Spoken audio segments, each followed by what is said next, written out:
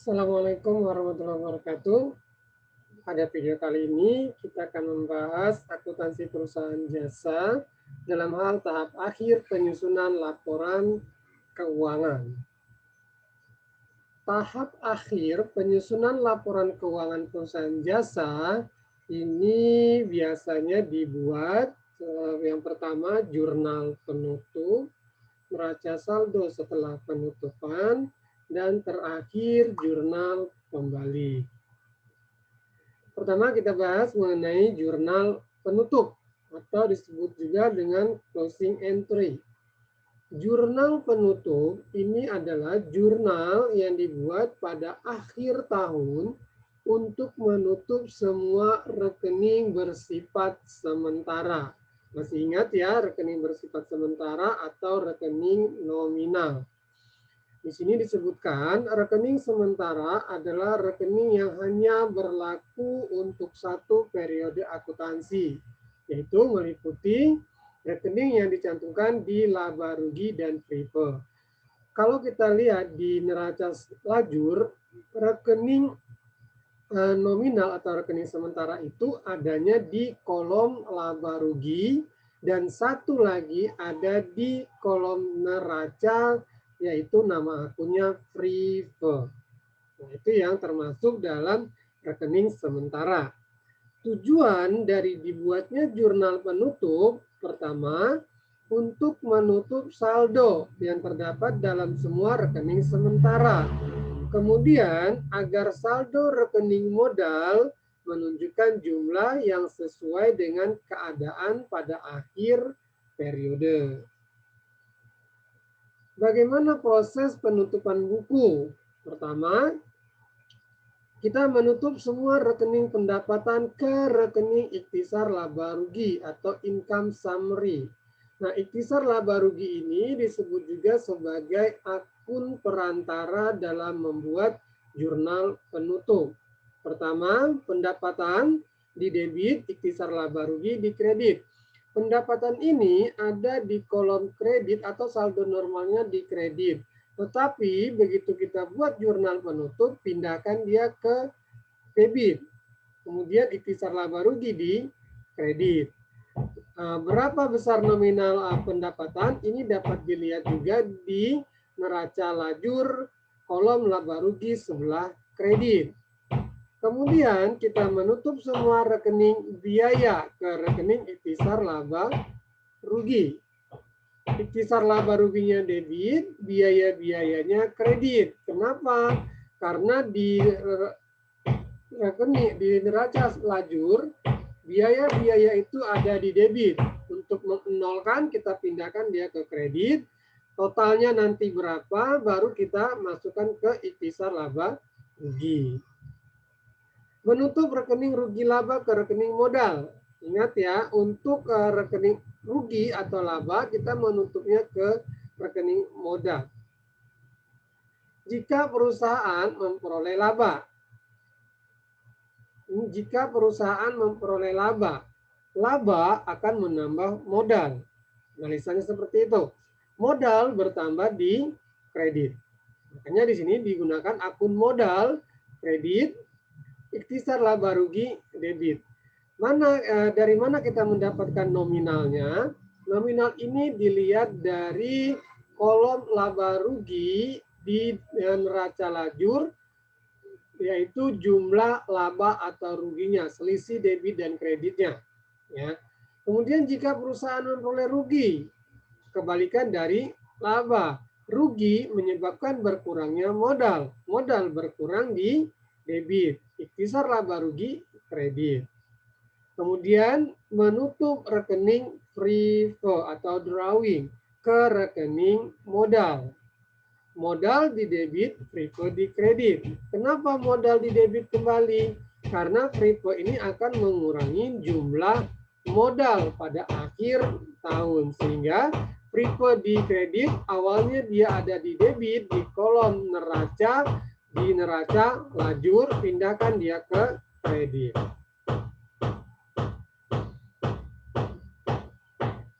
Setelah kita menyusun jurnal penutup, Yang kedua yang harus kita lakukan adalah menyusun neraca saldo setelah penutupan. Neraca saldo setelah penutupan atau post closing trial balance suatu bentuk neraca saldo yang digunakan untuk memuat semua rekening yang tidak mengalami penutupan buku. Jadi di neraca saldo setelah penutupan ini nanti isinya itu hanya aktiva, utang, dan modal. Karena akun-akun sementara sudah menjadi nol atau bersaldo nol setelah kita buat jurnal penutup. Buktinya bagaimana? Ketika jurnal penutup kita posting kembali ke buku besar, maka akun-akun nominal itu akan bersaldo nol pada akhir periode. Kemudian kita menyusun neraca saldo setelah penutupan ini. Isinya di sini isinya bisa kita ambil di neraca sama dengan neraca lajur kecuali Pripe, karena Pripe ini tadi sudah kita buat jurnal penutup. Kemudian yang kedua yang harus diingat adalah saldo modal. Diisi dengan modal akhir, bukan modal yang ada di neraca lajur. Tetapi modal yang kita gunakan nominalnya adalah modal yang ada di laporan perubahan modal atau di laporan neraca akhir. Setelah kita membuat jurnal penutup, kemudian neraca saldo setelah penutupan, selanjutnya kita membuat jurnal pembalik, reversing entries.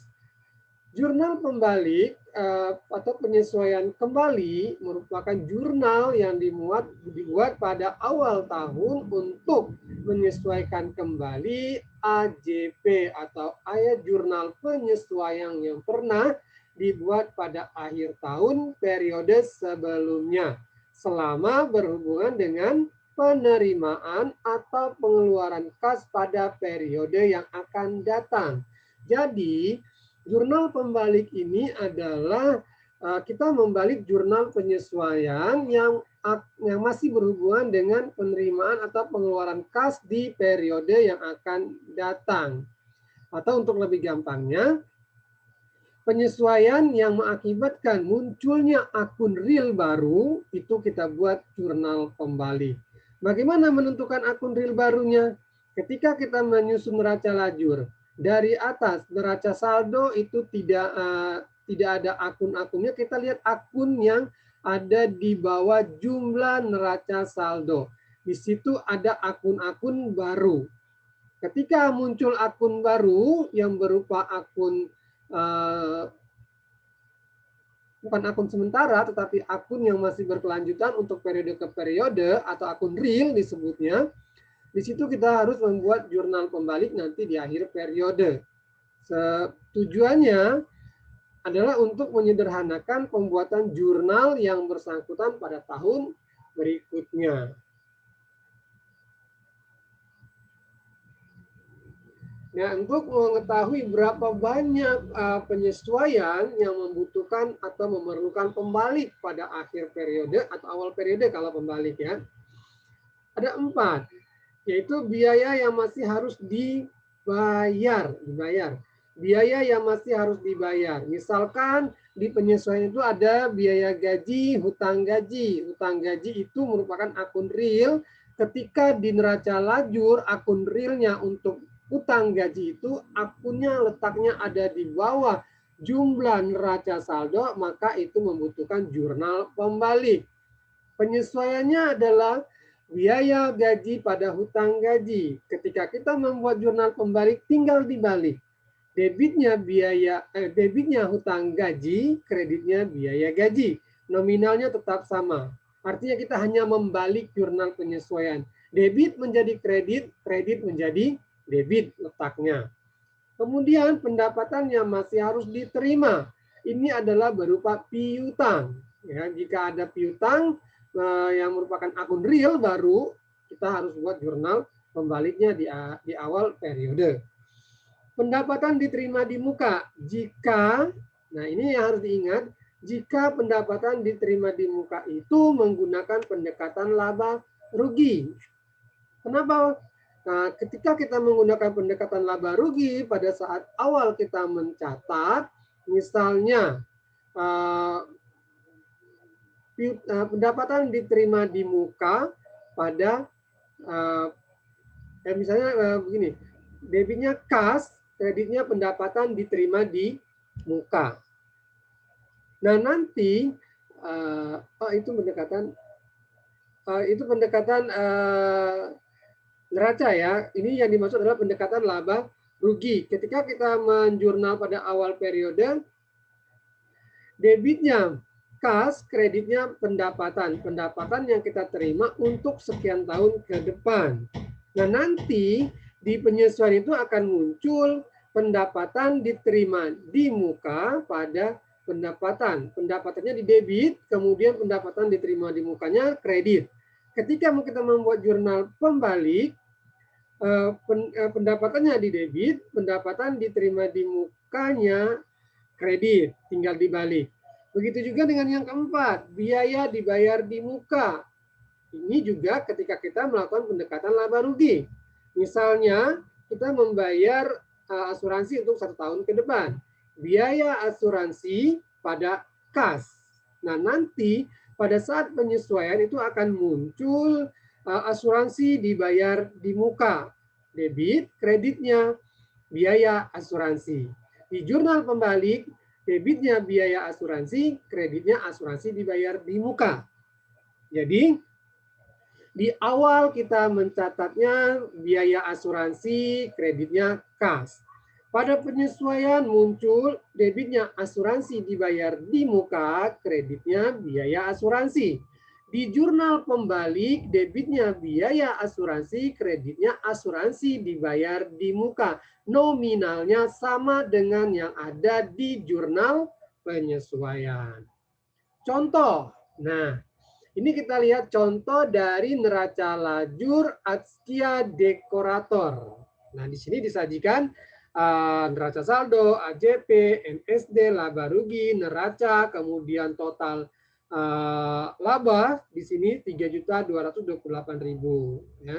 Dari neraca lajur ini kita menyusun laporan keuangan tahap akhir yang tadi meliputi jurnal penutup, neraca saldo setelah penutupan, dan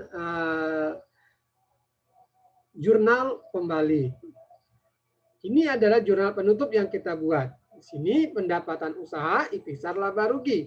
Pendapatannya dilihat di sebelah kredit. Pendapatannya kredit pindah ke debit. Kreditnya ikhtisar laba rugi, hanya memindahkan nominalnya.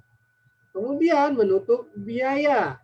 Biaya ada di kolom debit laba rugi, biaya sampai ke sini dari 3018 sampai 3600, ini semua adalah biaya di debit, pindahkan ke sebelah kredit untuk biayanya. Total dari semua biaya ini pindahkan ke debit ikhtisar laba rugi. Kemudian selanjutnya kita menutup laba atau rugi. Nah, dalam hal ini Atskia Dekorator mendapatkan laba, akun nominal labanya yang ini 3.228.000. Modal laba akan menambah modal. Modal kita bertambah di kredit. Jadi akun yang kita pakai adalah modal. Debitnya ikhtisar laba rugi. Yang terakhir kita menutup akun Pripe. Pripe ada di neraca. Mana Pripe-nya 2 juta, ini adalah Pripe debit, pindahkan dia ke kredit. Pripe menutup dengan menggunakan modal ya. Salah satunya yang menggunakan yang berbeda dengan yang lain, kalau yang lain menggunakan ikhtisar laba rugi, untuk menutup Pripe kita menggunakan modal karena Pripe ini akan mengurangi modal. Ini adalah jurnal penutup Atskia Dekorator.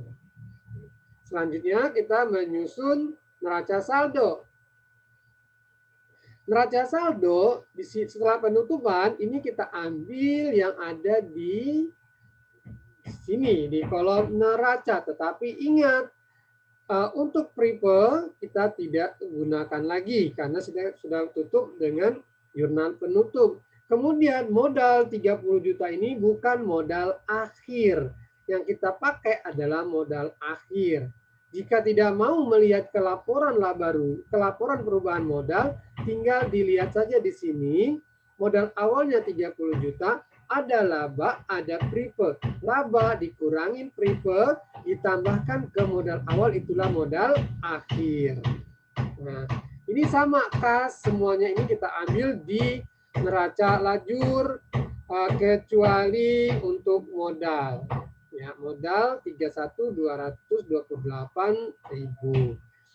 Bentuknya sama dengan neraca saldo awal, akan tetapi isi dari neraca saldo setelah penutupan ini hanya aktiva, utang, dan modal. 1 aktiva, 2 utang, 3 modal. Karena ini adalah akun real yang berkelanjutan dari periode ke periode. Jurnal pembalik, ini dari penyesuaian. Biaya perlengkapan, pada perlengkapan ini penyesuaiannya. Biaya gaji, hutang gaji, biaya bunga, hutang bunga, biaya penyusutan akumulasi, ini adalah jurnal penyesuaiannya. Sedangkan jurnal pembaliknya ini, ya, hutang gaji, biaya gaji, hutang bunga, biaya bunga. Karena hutang gaji dan hutang bunga merupakan akun real baru. Kita lihat di sini, hutang gaji di atas ini tidak ada, di sini ada hutang gaji. Dan hutang bunga ini adalah akun real baru. Di sini ya letak akun real baru itu yang tadi saya sebutkan di bawah. Jika di atas ini sudah ada, berarti dia bukan akun real baru. Contohnya yang mana? Misalkan perlengkapan. Ini bukan akun real baru karena dia sudah ada di atas. Ini hutang gaji, hutang bunga adalah akun real. Yang lainnya adalah akun nominal. Ya, kalau untuk gampangnya, kalau masih bingung akun real itu, lihat nanti di akhir dia ada di neraca. Ini adalah akun real baru. Sedangkan penyusutan, akumulasi penyusutan ini adalah akun real baru, tetapi sifatnya nanti akan mengurangi untuk peraktifan tetapnya, bukan termasuk biaya atau pendapatan yang masih harus kita keluarkan atau kita terima pada periode yang akan datang. Makanya dia tidak membutuhkan jurnal pembalik. Jadi hanya ada 2 pembaliknya. Biaya gaji, hutang gaji dibalik menjadi hutang gaji dan biaya gaji. Karena kedua akun ini merupakan pengeluaran atau yang masih harus dibayar pada periode 2011 nanti. Nah, ini per 31 Desember. Kalau jurnal pembalik harusnya 1 Januari ya, ini 2011, nanti tolong dikoreksi saja. Oke teman-teman, terima kasih. Semoga bermanfaat dan dapat menyelesaikan tahap akhir penyusunan laporan keuangan dengan mudah, cepat, dan tepat. Wassalamualaikum warahmatullahi wabarakatuh.